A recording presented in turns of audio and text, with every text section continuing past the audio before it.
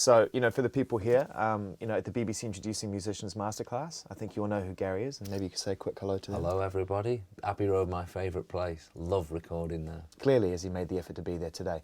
Thanks for that. I think we all know who our guest is today, but for just in case, you've got to play the just in case rule. And it gives me a chance to rattle off some stats too, just to humble you right at the start. Music. We did some clown-style music while this is going. Ladies and gentlemen, our guest today has won 5 Ivor Novello Awards, is that right? 5? Is it 5? 5, 6 #1 albums, countless #1 singles, a huge amount of prestigious awards, most of which are smash hits and upstairs. Yeah. They're the most important ones. I love it. I walked upstairs to Gary's private area and I'm expecting to see Brett 12 smash hits awards laid right out there. Beautiful. You got to remember the people that supported you all the way through. Best haircut. Was it?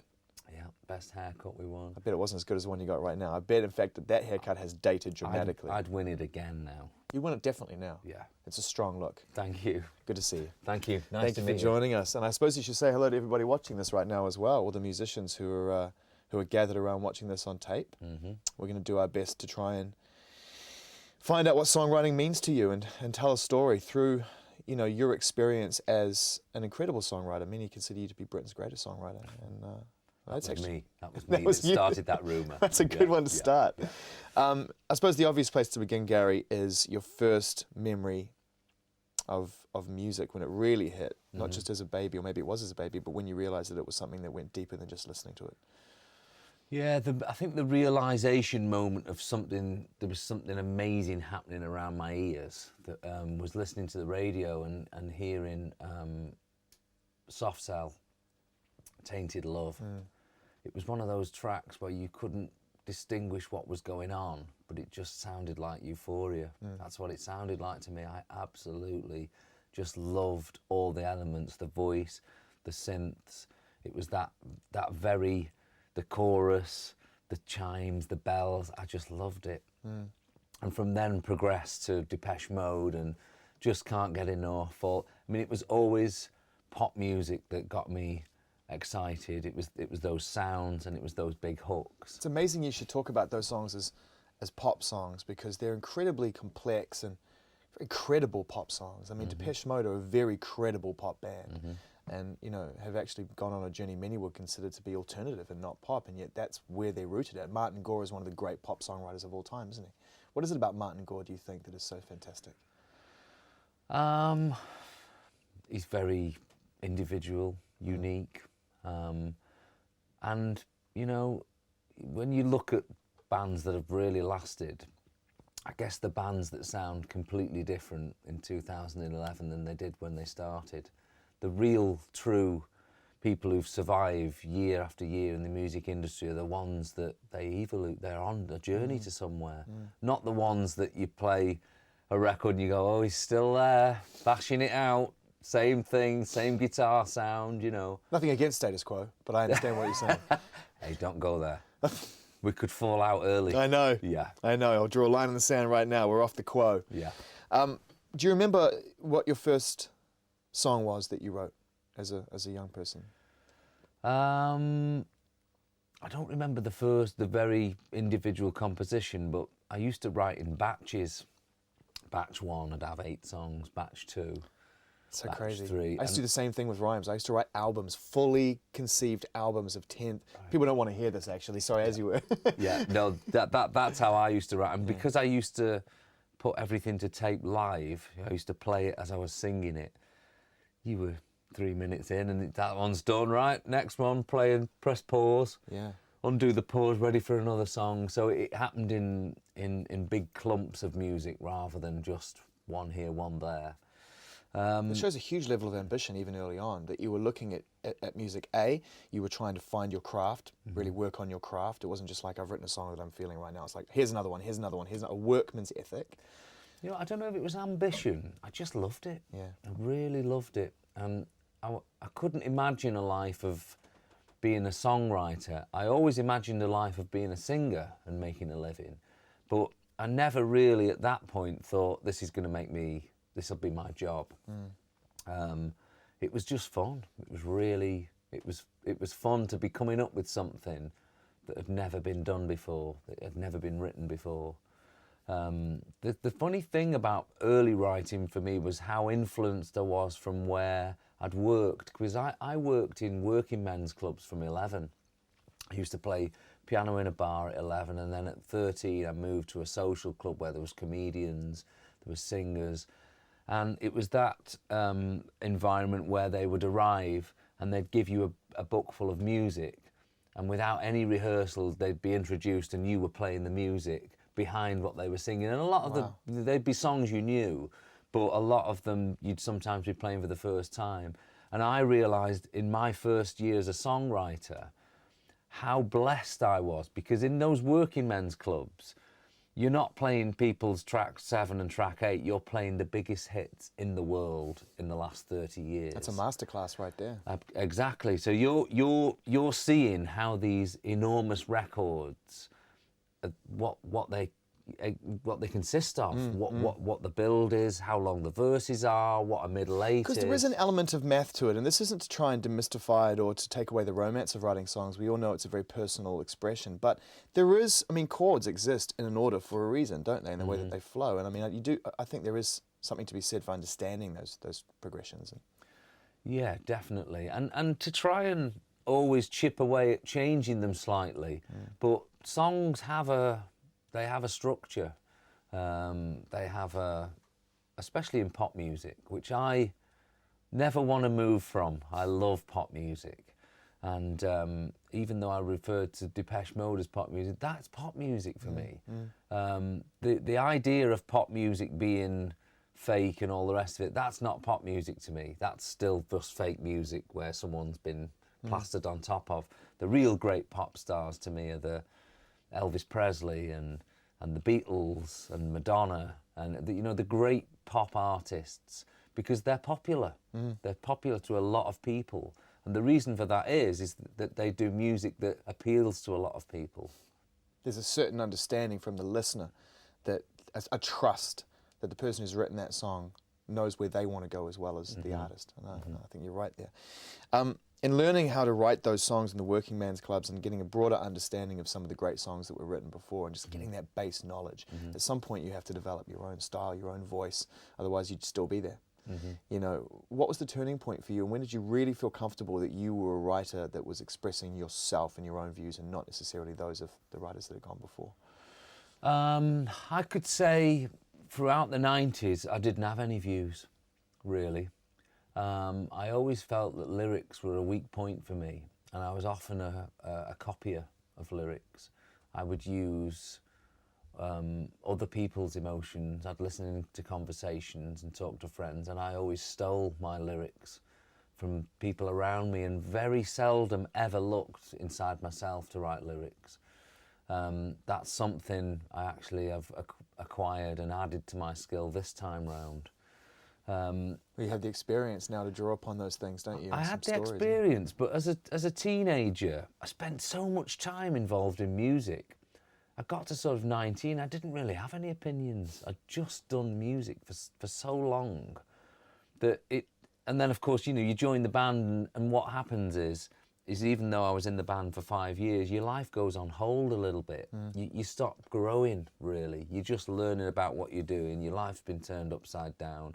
You're concentrating on other things, being a celebrity, being famous, dealing with that. The music goes further and further down the list. It's so funny. It is really, that is the gift and the curse of success, isn't it? We talked about before we started rolling, which is that you're given this opportunity to be heard and to be appreciated, but at the same time, your artistic ambition kind of goes into arrested development. It's weird, and you have to fight for that.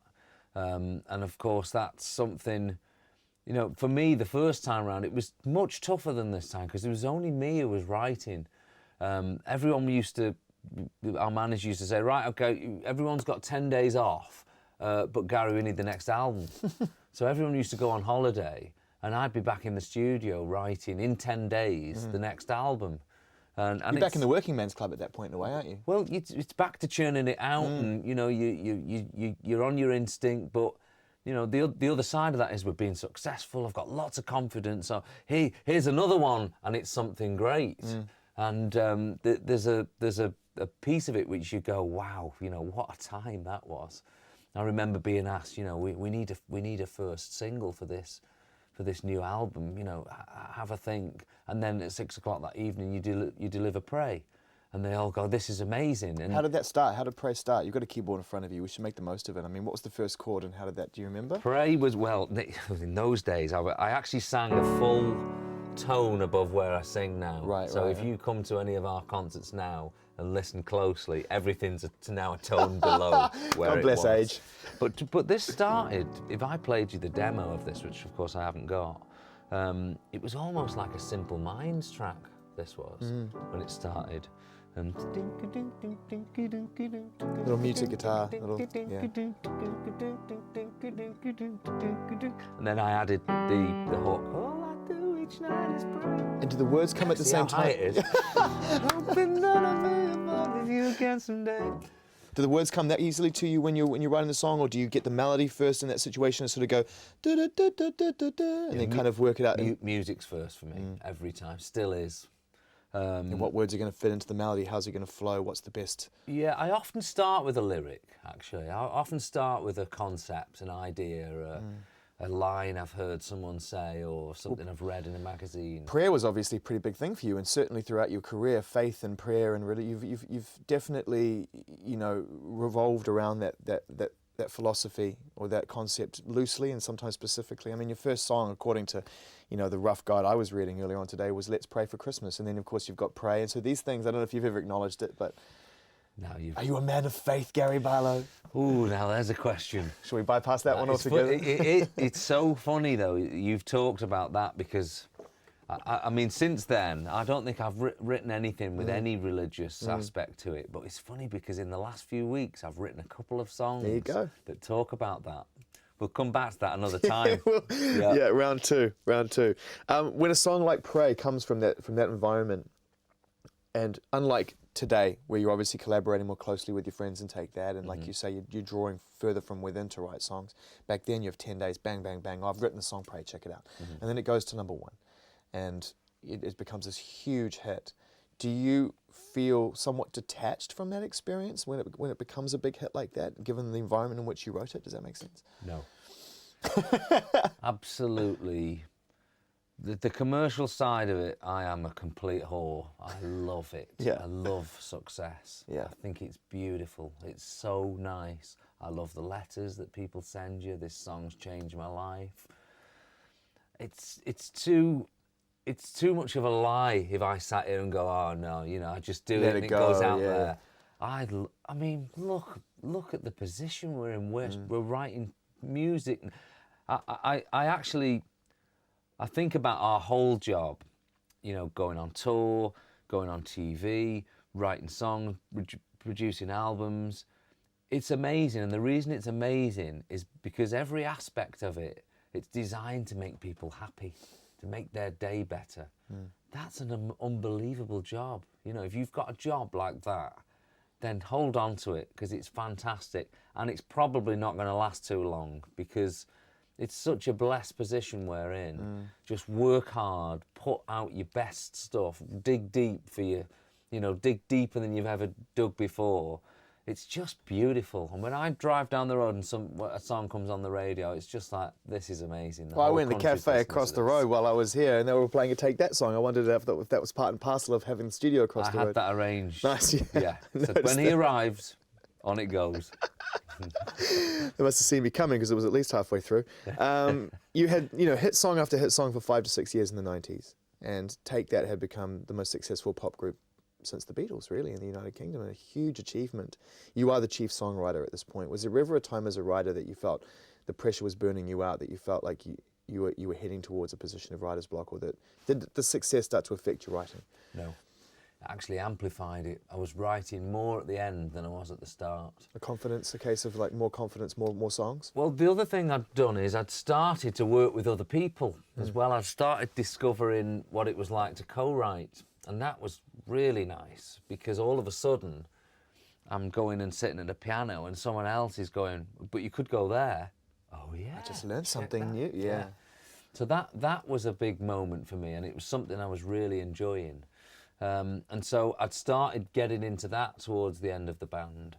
And then after the band, I continued to go down that line pretty much up until today. I love to co-write. But it's funny that this last year I've actually gone back to writing on my own a lot again. Have you enjoyed it? I have enjoyed it. It's been different. I've come from I'm a different writer than the one I was writing in the 90s. Good. How, do you think? I think I have a really good knowledge of songwriting these days. I've stopped the sort of dissecting things, and really I can follow my heart more than I ever used to. So when you sit down at the keyboard or at the piano, your hands will follow this as opposed to this. Yeah, I think so. I was more. I don't know. In the 90s, it felt so preset and programmed what I was doing, because it had to be done fast. And remember that, you know, we were a boy band, so the area you're writing in is about this big, you know. Explain that, because people will be sitting here watching this now going, okay, what do you mean by you're confined on the keyboard by this amount of keys or notes in order to reach a broader selection of people? Well, if you think about the pop music that was around in the 90s, it's very simple, very few chords. There's all this, wasn't it? There's a lot of that. Yeah, I was constantly trying to break out of that, Yeah. but I was, you know, you've got to remember then that I was like 21, 22, and I was answerable to people as well. You know, I had a label who wanted a certain thing, and they'd say, try one of these now. And so I was working for people. I don't anymore. I don't. When I say something's good now, or when our band says something's good, it's good. And I don't want that to sound like I'm a know-it-all, but I think you've earned the right to know, I know a few things here and there. I do know. I know when things are good. So how do you make a keyboard work in that parameter? How would you, I mean, when you're writing songs in this kind of specific area, and avoiding the high notes and the low notes?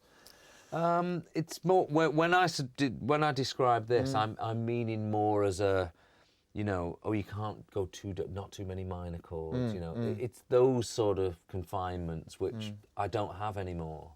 I've got a full length keyboard these days. As then I was working to guidelines, and we were working to accompany our image, and it was more of a package then. Yeah. A package that was being sold. Yeah. As you know, as this time round, I don't know. It just feels a little bit more bespoke. Definitely. Arguably, the biggest hit that you had throughout the first stage of your career in Take That, before your solo career, was Back for Good. And as a piece of music that has, I mean, that's travelled through people's lives and continues to. People watching this will want to know sort of the origins of that, how that began, what the original feel for that was when you wrote that song. I actually, the chords started from, what's that Commodore song? Easy? Because I'm easy, oh. Actually, that's a different, oh. It's slightly different, but it's basically just that, Back for Good is. It's 4 chords. And it was that period where I was starting to explore with my voice a little bit more, and I was starting to sing a lot more falsetto than I'd ever sang before. And I wanted to get a song in that the chorus didn't go, yeah, yeah, you know, that big note. I thought, let's go into falsetto for the chorus, and that's when whatever I said went high at the beginning of the chorus line, and it really felt like the demo was so convincing. It was like the best demo I'd ever done, really. And it was so convincing that I just played it to everyone, and they were just like, wow, this is amazing. And it was our first single from a record, and it doesn't sound like a first single from a record. Sounds like a third single. Yeah, exactly. But the fact that everyone was responding to it so well, it just felt like, well, this is a great area for us, because it's not boy band all of a sudden. Exactly. It was a very kind of established, mature, classic pop song. It's the kind of thing that I'm sure Elton John would have been proud to write. And for the first time, it wasn't about the package, was it? It showed a depth to Take That. It showed a depth to your writing.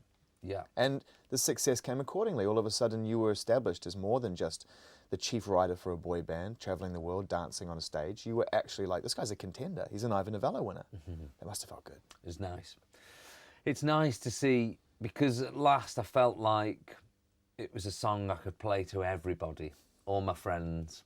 As in the past, I'd had music which I thought was all right, but there's lots of our albums then I wouldn't have played proudly to everybody, as this was going to an area where I felt most comfortable.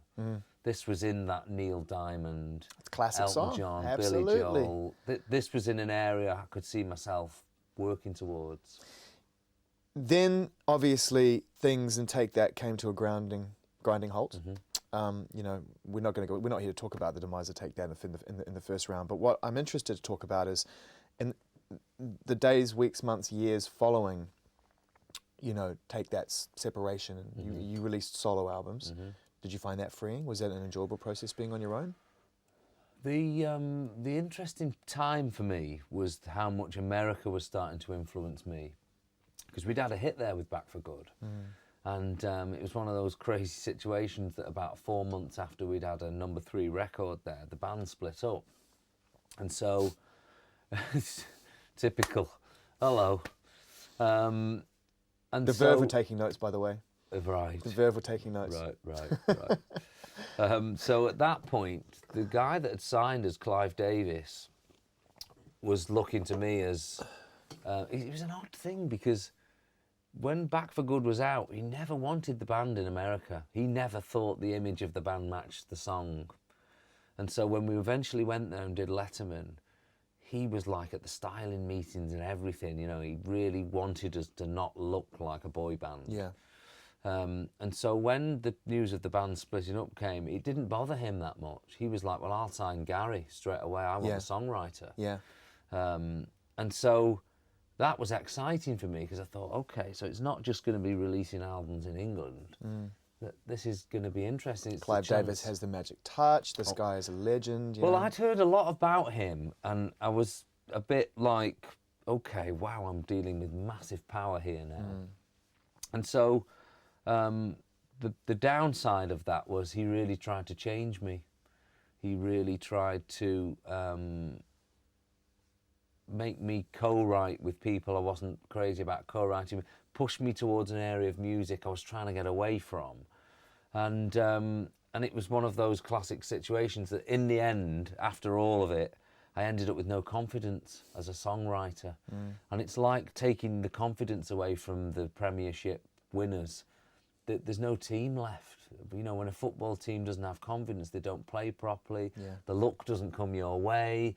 You know, it's exactly the same as a creative person. To not have confidence, go home. You know, take a year off, because you're not going to come up with anything with no confidence. You can't force it. It's all about, you know, our job, 99% of the time is going, is that any good? I mean, totally, your heart's on your sleeve. You're trying to say to people, you know, you're looking around the room, is this good? You know, that's what our job is, you know. So doing that as someone with all your confidence stripped, take 10 years off. Well, you had the wrong father figure for that point in your life, and that's what all artists need. That's why they sign these ridiculous record deals and throughout history for little or no money whatsoever, because they want someone to tell them that they're good. Yeah. That's what it comes down to. Yeah. You're very good. Yeah. Here's a car. Yeah, that's right. Yeah. Thank you. Thank you. Have all my songs. Just tell me I'm good sporadically over the course of my life. I know. It's crazy, isn't it? It's bizarre, isn't it? Yeah. It's bizarre. Did you... Well, I know you did, because we spoke about this off camera. So, you know, if you could share this with the people watching, you know, you have experienced writer's block. It does exist. It definitely exists. I don't know if it was writer's block, because I could come up with stuff. It was just rubbish. Which it technically is writing. And I've had a good ear always for if something comes on the radio I haven't heard before, and I'll go, wow, that's big. And that's not going to do much. I'm really good at that. And my intuition's good with new music. In a similar way that if I sit and play something, oh no, leave that. I know straight away. And I knew nothing I was coming up with was any good.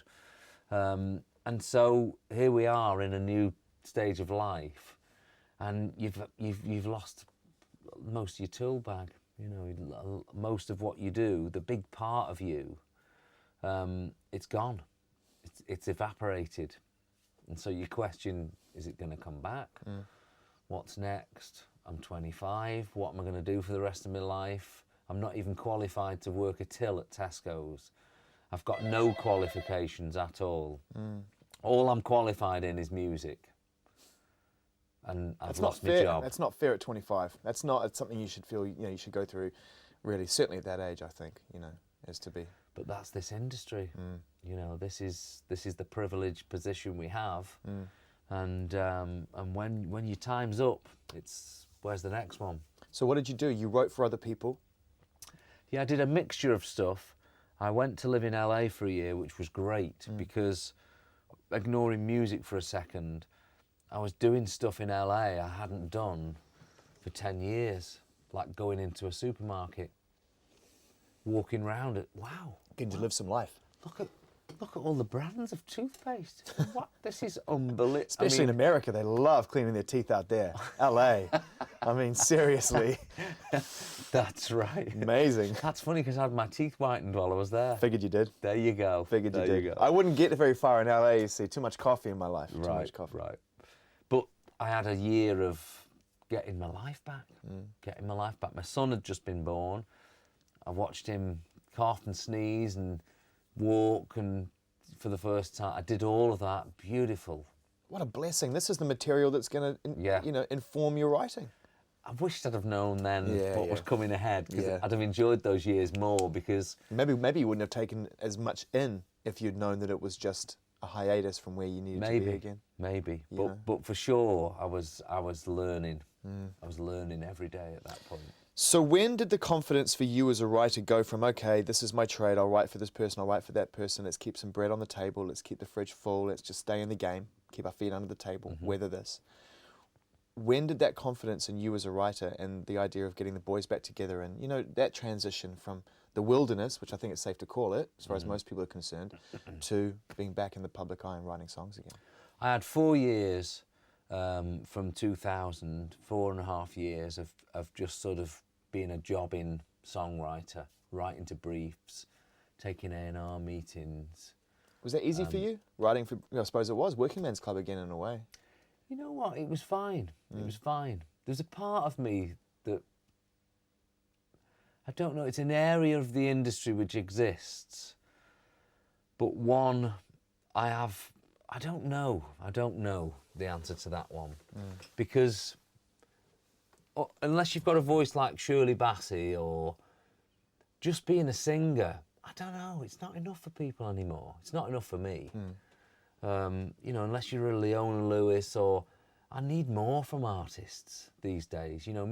Music's hard to get people interested. That's why we've watched the decline. I don't know if it's downloads or whatever else. I just think there's more interesting stuff out there now to grasp people. So when you're an artist and you are gonna get a fan base and an audience, you've got to be good. That's the sort of general common denominator. You've got to be good. And I think you've got to say something, and you've got to be someone to make people intrigued. So I think the days of just being a singer and have people writing songs for you, I kind of less believe in that. And I guess it came a little bit from those days of me writing for someone, getting them to sing it, and I was just never quite satisfied with it. I always used to think, this is a bit of a cheat, this is. This is a bit of a cheat. And so when the band thing came round, after doing that for 4 years, I thought, input. This feels good. Input into something real. And the songs came out and they're outrageous. I mean, the output that you and your friends and Take That have had, and all of them as well contributing here and there. Mark's written some real classics.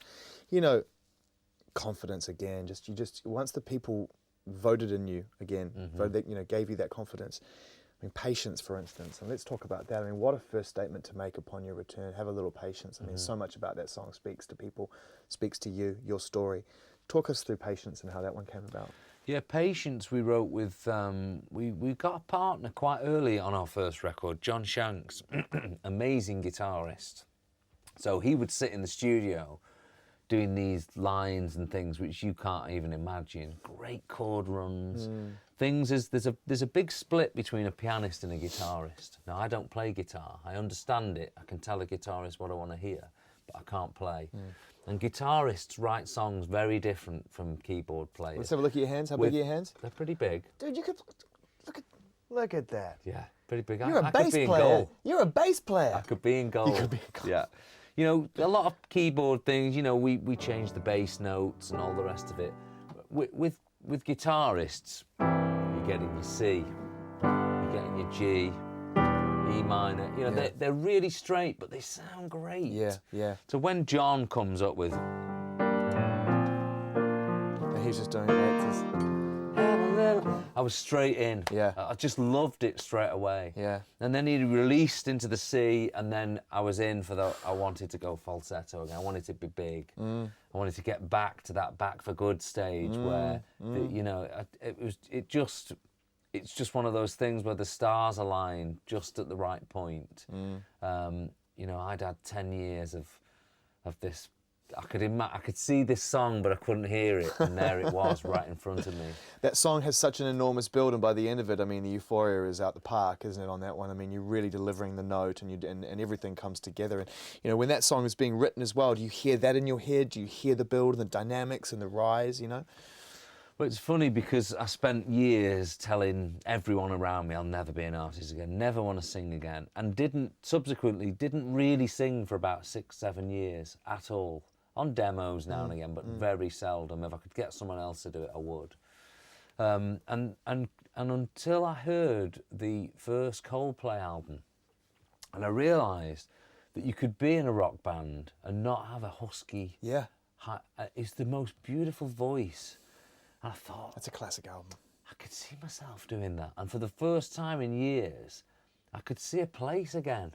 I could see that place. Have you told Chris that? Yeah. It's nice. Yeah. It's a nice moment for artists, isn't it, to do that? Well, you know what? That's the journey, isn't it? It's the sharing. Here we go. You know, we're all passing the baton, you know. Yeah. And I was so inspired by that stuff, and used to play it and sing it on my own. And so when I came back, I imagined that sound. I imagined guitars, and imagined the stadium sound of a Coldplay song. Done I your thought way. that could work for us. Yeah. As a vocal group as well. Obviously, there's not usually many harmonies with Coldplay, but I could hear them. I could hear where they'd fit. Yeah. So that was very much a direction I thought could work for us. Do you know, I mean, you said you played them. I mean, you know, this is a little bit off the reservation, but I mean, what are some of your favourite chords that Chris has delivered? I mean, do you know your way around Chris's writing a little bit on the piano? I'm not going to play his chords. It's okay. That's out of order, mate. He doesn't need the PRS. It's all right. It's okay. It's out of order. I'm not touching one of his chords. Thank you. What was great about the return to Take That as well was that Mark got a single away that was a big hit and a real fan favourite with Shine. Well, when I came back to the band, very quickly, within a couple of sessions, I realised I had a partner in Mark. I had that link I didn't have the first time round. I thought, oh, this is great, this is, because his style's very different from mine.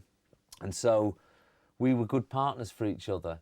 And it made room for Howard and Jay to get involved as well then, because we'd be busy on our bit and they'd be tucking away at something else. And it felt like a band for the first time. And you look like one too, and you still do, you know? And so it was a big surprise, and for me it was good news that I had another writer, I had a partner in what I was doing. You're honest with each other when it comes to playing each other's songs? I mean, can you sit there and offer constructive advice to Mark from your level of experience and not feel that you're encroaching upon his artistic vision, which is always a tricky situation, I think, in a band? Yeah, it's always, I think it is tricky writing with people. Yeah. And I don't know, I've never had a level of honesty with anyone I've written with where you can just speak your mind. I don't think you can. I think you've got to be You've got to be careful, don't you? Without appearing to be a liar and trying to, you know, I think you've got to be careful around. You don't ever want the point where someone's insulted by what you say, where they sit back and stop. Well, this is interesting because a lot of people watching this will already be in bands. And will have to face the situation where other players bring songs to the table and want to be more involved. Generally speaking, in bands, there's one chief writer at least to start with, but from there it has to evolve, I think, for people to feel involved. Otherwise, you have a very special relationship within band members if you can just lay back the whole time. So what are some of the things you've learned on how to deal with that? What works for you guys? How do you get around that sensitive issue? I think you need a plan. And I think that I always had a plan for each record. And I'm not saying this like I'm the grandmaster and I sit controlling everybody. But I think you need a plan when you're doing a record. Records are hard and bands are hard because you're involving people. And with records, it's often a long period of work, which is exhausting, it's monotonous. So how do you keep it fresh? And we did it a few different ways. The first album, we relied a little bit more on outside influences. The second album we did, The Circus, we pretty much, well, we wrote most of it on our own. We tucked ourselves away in a studio and we literally sat round the piano. A very hard way of making a record, that is. Yes. That's long hours. That's a lot of, you know, when you sat on a piano, you can change anything at any point. It's sometimes good to not be able to change stuff.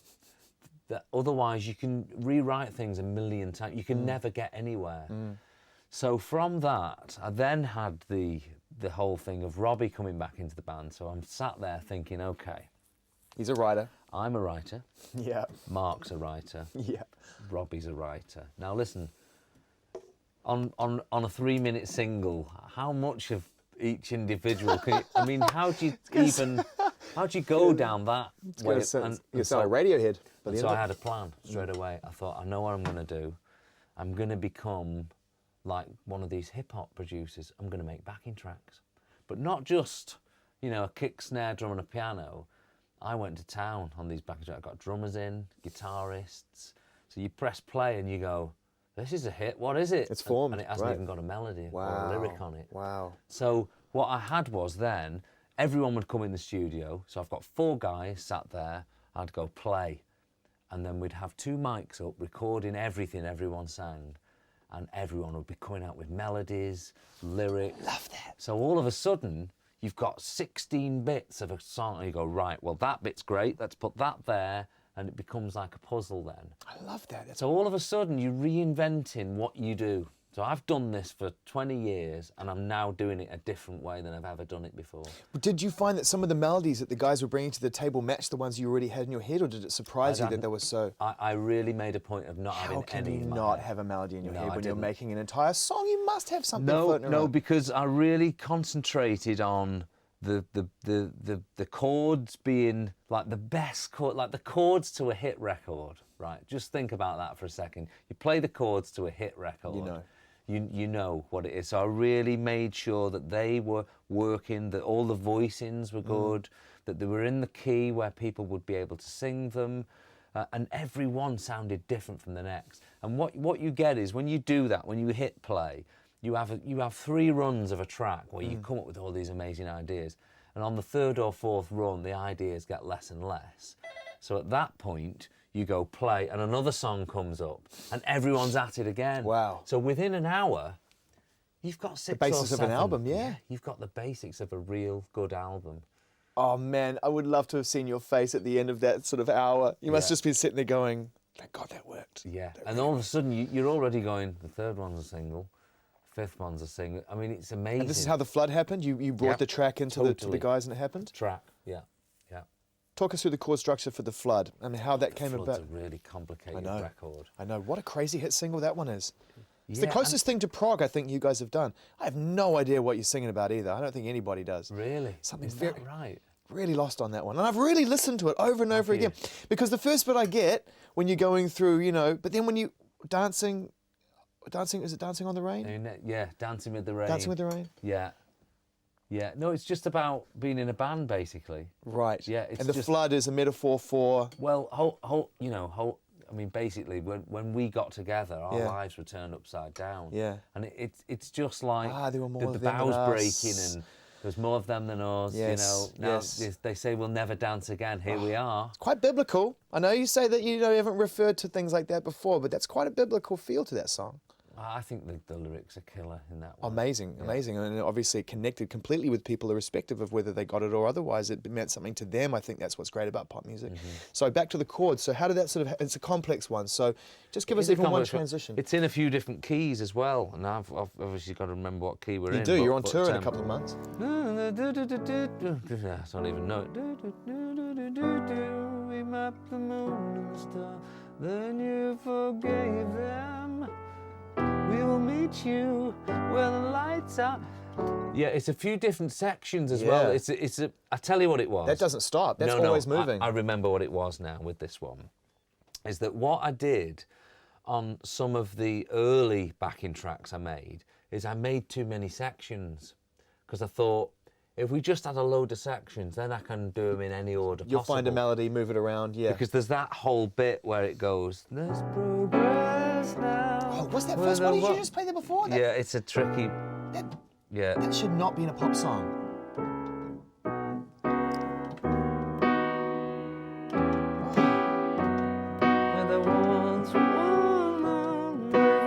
Yeah. Wow, that shouldn't be in a pop song, should it? That's Bohemian Rhapsody, a little bit of that. But don't tell anyone. Okay. Yeah, there's a few Freddie Mercury chords in there.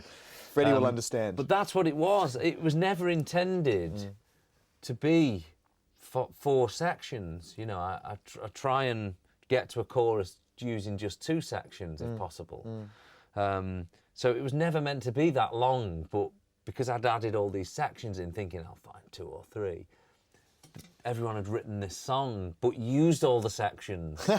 So again, the best things are usually mistakes. Well, you know, I think for a first single off the new album with the return of Robbie, I mean, taking Shine into consideration, which was fun, but, you know, and it cleared a lot of air, but the flood is... And so having Robbie sing that, taking nothing away from the other fellas, but some of his songs have a complexity to them as well. He's written some pretty interesting layered pop songs throughout his career. It made sense to have him. He could follow it melodically, couldn't he? He has a similar ambition in terms of progressions and trying to be sort of almost progressive pop music. Well, the other thing was with all the songs we wrote for this new album is that at the point we were writing them, someone would run in and sing their bit. And so, you know, the melody and what they were saying would choose the singers. And so I had that bit, there's progress now. I had that bit. So I was always ready to make my move when that bit came up. But Robbie had those verses which he sat and wrote. So Robbie right to the core. And so it was just choosing the singer itself, really, the songs were. There was a couple of the songs where we changed who was singing, but in general, as we were writing them, it was obvious whose song it was. What an amazing journey to find yourself. Before we get into what you've learned and start to wrap this up, because you've been so generous with your time, but what an incredible experience to be in a room with all your friends, having been through everything, the ups and the downs, and to have come together and with Robbie finally the final piece of the puzzle, and to be able to watch this creative process unfold before your eyes, almost at this point, Gary, having done a lot of the groundwork, like an observer. I mean, you almost could have sat back and just watched your friends have fun, couldn't you? And just enjoy it. It was great. You must have loved it. It just felt like... I just had this vision of you just going, looking at everyone, just smiling. I was. And then looking at someone else coming up with something and just smiling and just watching it happen. It was amazing to be in the room. It really was. And you know what? I think the greatest thing for us, which is why I wanted to film it, was we felt like a real band at last. You know, this time round, we're doing as much as any other band does in the studio. God, we're writing all the stuff. Yeah. We're near enough producing most of it with all the vocals we do, and it's coming from us, from nowhere else but from us. and it feels great. It feels great to be at the point, you know, we're 20 years in now, and to be still relevant at that point, to be still be able... way more relevant. Way more relevant. But it's crazy, after 20 years, that is, you know. I mean, I couldn't possibly have imagined I'd be sitting here talking about songwriting craft with you, from remembering you from the 90s, because my interests were totally different to what you were doing. And yet I can find myself as someone who, you know, looks for exciting and new music of all different shapes and sizes, and I can honestly say hand on heart, and have said on the air 2 years running that The Greatest Day is one of my favourite songs of all time. Oh, thank you. You know? And you know that it is for many, many people, because that song that's the magic. That's the magic of songwriting right there. It's the emotion, it's the familiarity, it's the authenticity and integrity of a real songwriter putting his heart on the table, and it speaks to people and it can appeal to them on whatever's going on in their life. Do you think that would be the song at the end of time when, in say, I asked this to Jay-Z the other day, and do you think in 60, 70, let's be generous, 80 years time when you outlive all your contemporaries, you know, and you finally pop your mortal coil, will it be Greatest Day if it gets played? Oh, I don't know. Oh, I hope there's many more after this. I don't want to stop You want there. an hour-long documentary, don't you? Yeah, we do. I'm saying one song played on radio to commemorate your life, and you're like, give me the whole day. Can you do it in one song? Give me the whole No, day. that's not fair. So give me my props. I mean, I could do medley. I could put on a medley together. Maybe So I should do that. We'll do a Jive Bunny mega mix to. I think we need to put a medley in with the lawyers. Play this when it's all over. Don't work on it just yet. That's too morbid. Yeah. Let's talk about Greatest Day before we move on real quick. Just talk me through that song and just play a little bit and talk, because I love that song. There's the note there. So it's just That one of the most note, simple things you've done, isn't it? Descending note. That bass note, People just- love yeah. the descending notes.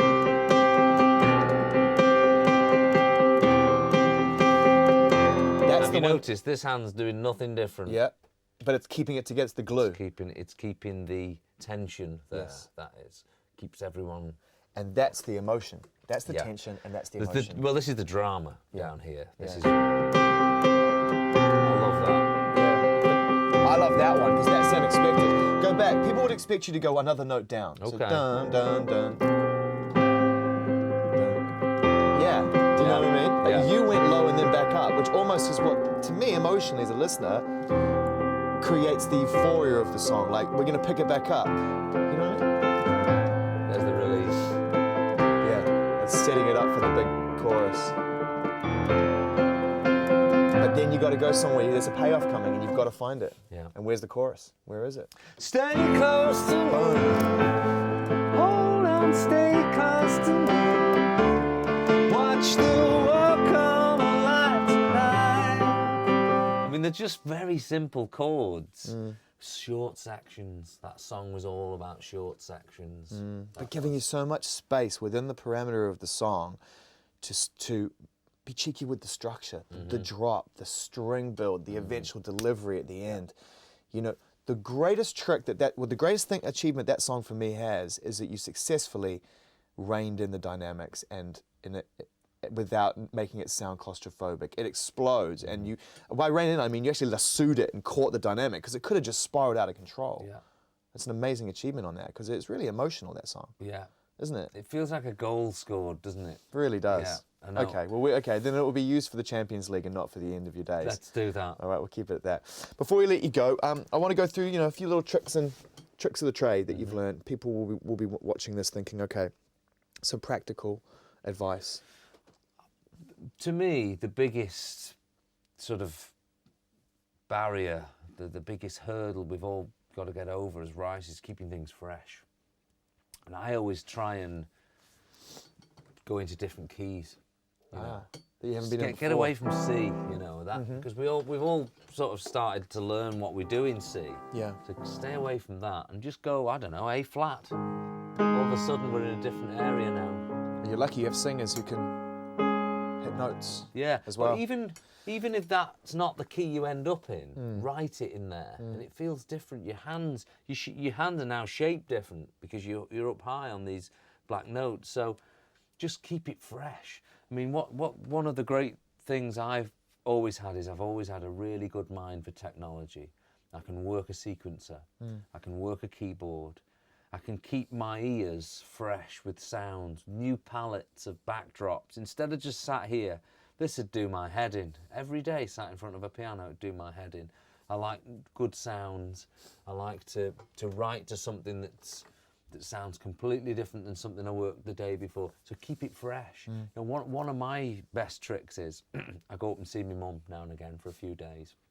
But I leave at my mum's house a MIDI keyboard and a set of Genelec speakers. And I arrive there and I set it up in front of the window, overlooking the fields, and I'm in a different situation You with are my right. gear. That is you when you first start making music. That is when your parents buy you your first keyboard and you get some speakers and that's all you've got. That's it. It's ground zero, isn't it? It is. It is. But it's a new environment.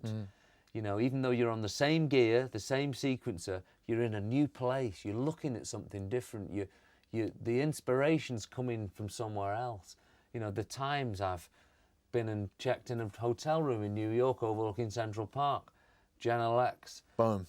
I'm in a different place now. I'm in a different band. I'm in a different head. It changes things, and I really think doing that, you know, go on holiday to somewhere, but take your stuff with you and work. It's great. What is it? Do you think that, you know, songwriting ultimately at the end of the day? What is the ultimate achievement for any young songwriter watching this? What do you think is the ultimate goal in a broad spectrum? The message, isn't it? I mean, the message is so, and the message, by that I don't mean it's got to be, you've not got to get people thinking out of the box too much. Just touch them, you know. Make it direct. Give them a message, no matter how complex it is or how simple it is. As long as you touch people with it, that's the job done right there. That is. There's nothing better. Those letters I get, where someone's at a big crossroads of their lives, and your songs made them turn right instead of left, and it's been good. That's beautiful, that is. That's changing the world right there. That's the power we've got.